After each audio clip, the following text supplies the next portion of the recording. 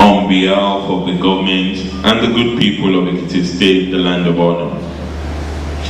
Your Excellencies will recall that in November 2010, the governors of Ekiti, Osun, and Ondo states met in Akure to discuss the need for a platform of engagement among our respective states and the need for cooperative governance and collaboration. We have deliberately not convened a follow-up meeting because we were waiting for the total liberation and emancipation of Oyo and Ogun State, which by the grace of God and the benevolence of the people of those states came to fruition recently. I thereby welcome specially the governors of Ogun and Oyo states to this meeting.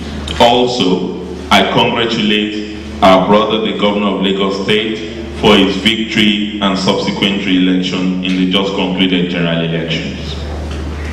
Today's meeting is very historic in the annals of the history of Ekiti State, because on this day, history will properly record our collective efforts to kickstart the process of building a new momentum for engaging and mobilizing our respective states to harness our inherent capacities. It will also enable us to build a consensus on major issues of common concern and also facilitate a genuine process of political and economic cooperation for the much needed rapid growth and development of our dear state. I believe honestly that with determination and concerted efforts on our part, we can collectively surpass the 1952 benchmark, enunciate a developmental paradigm, and also provide the window of hope for our people that would herald a new dawn for the region. Cooperative government binds participant states to put in the front burner collective interest and place an obligation on them to cooperate, support each other, and avoid destructive competition. This obligation necessitates an efficient intergovernmental system and structure for interaction, cooperation, and coordination between states. The motive, succinctly put, is to allow for joint ventures in the provision of infrastructure, transportation, power generation, commerce, agriculture, education, and other areas. This would enable states to prosecute projects in areas of mutual benefit and comparative advantages in a cooperative manner as a way of reinventing the development model of the old Western region. The process of regional desertification reached its zenith in the past 8 years, when a political party at war with its people took power in questionable circumstances. Though deeply ideological and historically progressive, the region came under the control of an ultra-conservative element and thus began stultifying process of replacing ideology with expediency. The quality of governance declined to its lowest ebb. A region that had been used to setting standards regressed badly into mediocrity. The region, according to the Nation newspaper of Sunday, April 3, 2011, has a remarkable history on its side. It did it in 1952 to 59, and to some extent in 1979 to 82 as the local states. More crucially and overwhelmingly, it even did it before colonization, with political and economic structures that were breathtaking, not only in Africa, but were also fairly competitive in the world. We can do it again, and it's time to march forward. If we can all subscribe to a unified regional developmental agenda. Excellencies, distinguished ladies and gentlemen, in the 7 states of Lagos, Ogun, Osun, Oyo, Ondo, Ekiti, and Edo, about 14% of children between the ages of 6 and 11 are not in school. And of those in primary schools, only 50% even manage to transit to junior secondary schools. The media had been full with the bad news that only 5% of Nigerian children who sat for the NECO examination made a credit pass in 5 subjects, including English and mathematics. It is very disheartening to note that the state with the highest percentage score credit pass in any 5 papers recorded just 13.2%, while the one with the least percentage score recorded just 1.11% of the students registered for the examination. This happened in a western region whose main stake in Nigeria used to be our excellence in education. I have gone through this historical excursion to underscore the critical nature of this meeting and to assure our people that help is on the way. We are aware that the expectation is huge. We are also aware that it is going to be a daunting task, but it is not an insurmountable challenge. We are resolved as a people to move beyond our most recent wounds because we do not suffer a dearth of ideas. It is therefore a notorious fact that having achieved electoral credibility, it is now time to achieve performance credibility through collective efforts, competence, and compassion for our people.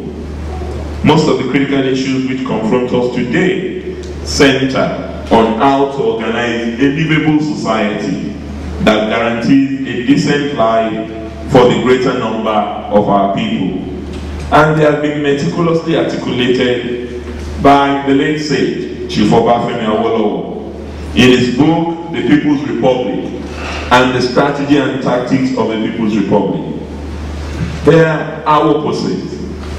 The man is the Alpha and Omega, the only dynamic means and the sole end of all earthly human activities, and that any development plan is a failure which falls short of benefiting every member of society in accordance with deeds or needs as the case may be.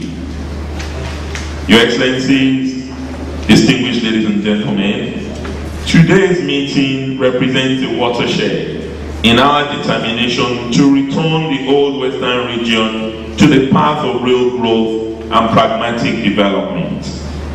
This meeting will rigorously interrogate issues such as the nature and structure of our collaboration, the development of a legal framework, mechanism for information sharing and evaluation, enunciate a development paradigm for the region, the desirability for a peer learning mechanism, the development of a policy guideline on an ongoing basis aimed at strengthening the efficiency and effectiveness of integration, and also locate the cause of the retrogression in the region, profile solutions, and develop a regional action plan.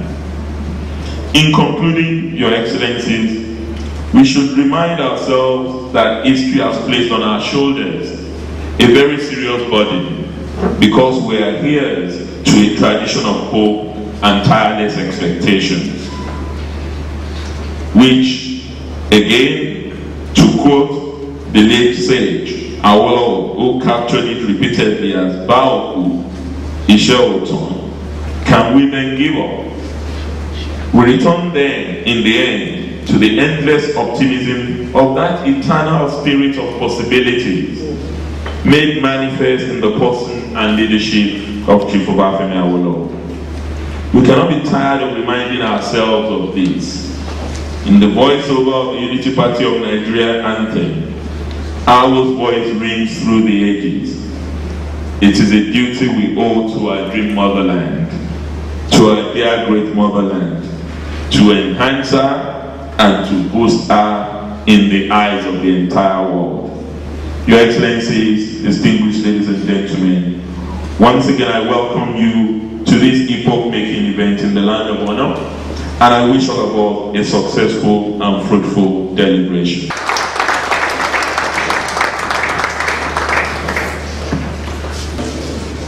Communique issued at the end of the meeting.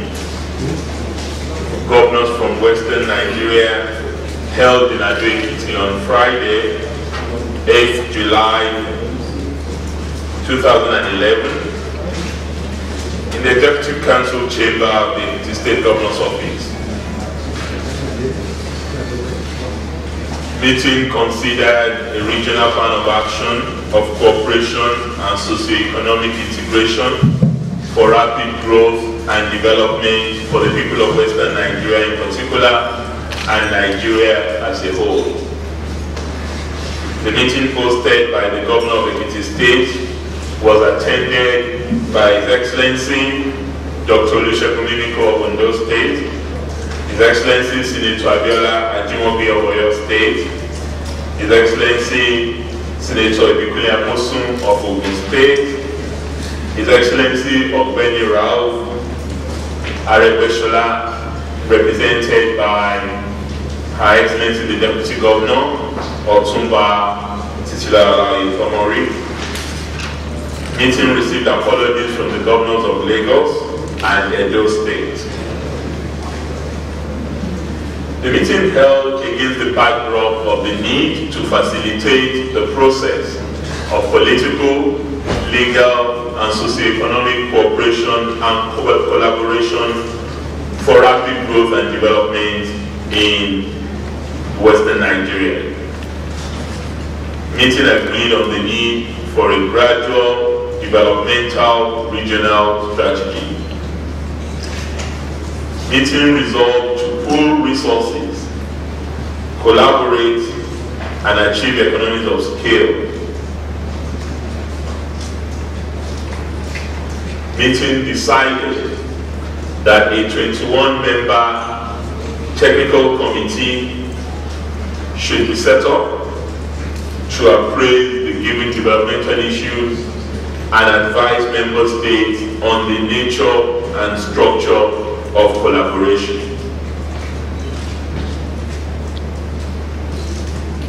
The meeting agreed that states should share from the experiences of previous efforts at regional integration as a way forward. Meeting agreed to explore collaboration and share experiences with similar initiatives from other geopolitical zones. And we're talking here about the South-South and Southeast, as well as the Northern Governors Forum meetings. Meeting agreed that the core values of the people of Western Nigeria should be the basis for development planning, which is people-centered and devoid of partisanship. Meeting agreed on the need for constant exchange of ideas, resources, and skills on success stories for immediate mutual benefit among the states, as well as the peer learning review effort.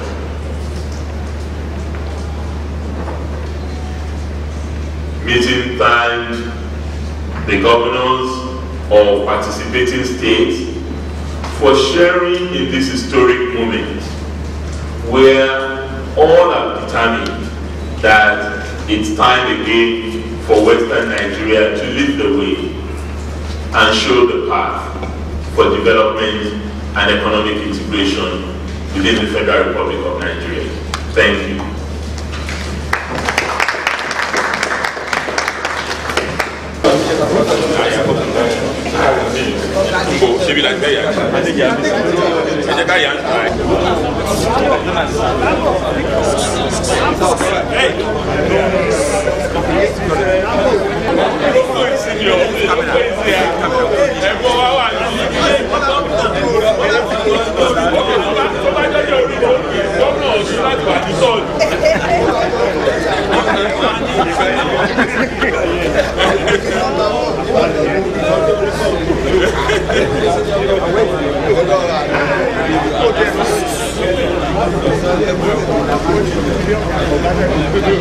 Well done.